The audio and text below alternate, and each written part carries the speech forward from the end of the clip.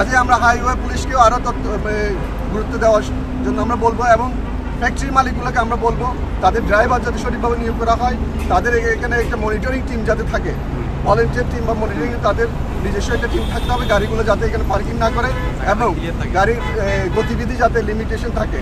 হ্যাঁ, এটা হচ্ছে আমাদের দাবি। আমরা এলাকাবাসীর পক্ষ থেকে এই দাবিটা সব আজকে সারা বাংলাদেশ এবং প্রশাসন এবং ফ্যাক্টরি মালিকদের কাছে তুলে ধরছি। আজকে আমাদের এই মানববন্ধন, গতকালকে আমাদের একজন মসজিদের মুয়াজ্জেম 18 বছর বয়সের দিদারুল ইসলাম নামে এক হাফেজ, আমাদের ছোট ভাই, এখানে মর্মান্তিকভাবে কেয়াসারামের লরি কর্তৃক দুর্ঘটনায় মর্মান্তিকভাবে নিহত হয়। এছাড়াও এই রয়্যাল গেট এলাকায় প্রতিনিয়ত একাধিক প্রতিদিনই দুর্ঘটনা কবলিত হচ্ছে। বান্ডেল থাকলে প্রতি সেনমানিতে টাকা বাঁচবে। বিকাশ সেনমানি বান্ডেল কিনে জিতুন প্রতি লেনদেনে। গার্ডিয়ান যারা আছে তারা অত্যন্ত শঙ্কিত।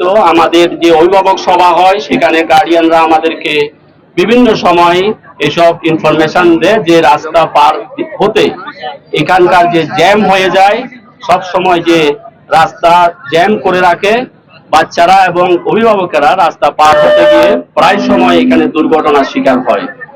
তো এই দুর্ঘটনা পরপর হচ্ছে এবং ইদানিং এটা অনেক বেশি হচ্ছে। গতকাল 3 বার হয়েছে, এক সপ্তাহের ভিতরে বেশ কয়েকবার হয়েছে। এখন এটা একটা আতঙ্কের বিষয় হয়ে দাঁড়িয়েছে।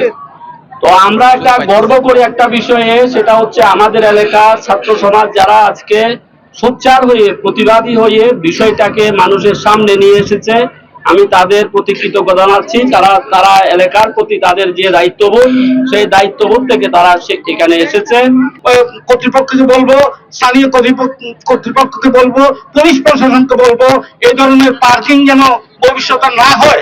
আর যদি এভাবে আমাদের ছাত্রছাত্রীর উপর কোনো আঘাত আসে, আমাদের শিক্ষক সেদিন এই কেশবচন্দ্র দাস একজন সিলেন্ট মাস্টার, ইনিও সিলিন্ডার কারণে আজকে হসপিটালে এবং মেডিকেলে চিকিৎসাধীন আছেন। তাহলে আমি আপনাদেরকে অনুরোধ জানাবো, যারা কর্তৃপক্ষ যারা মিল কারখানা চালাচ্ছেন তারা শান্তিপূর্ণভাবে মিল কারখানা চালান, যাতে এলাকার কোনো অসুবিধা না হয়। আর এলাকার অসুবিধা করে, ছাত্রছাত্রীদের অসুবিধা করে আপনারা যদি এটা করতে চান, তাহলে এটা পরবর্তী পর্যায়ে এই সকল ফলাফলের জন্য আপনারা দায়ী থাকবেন।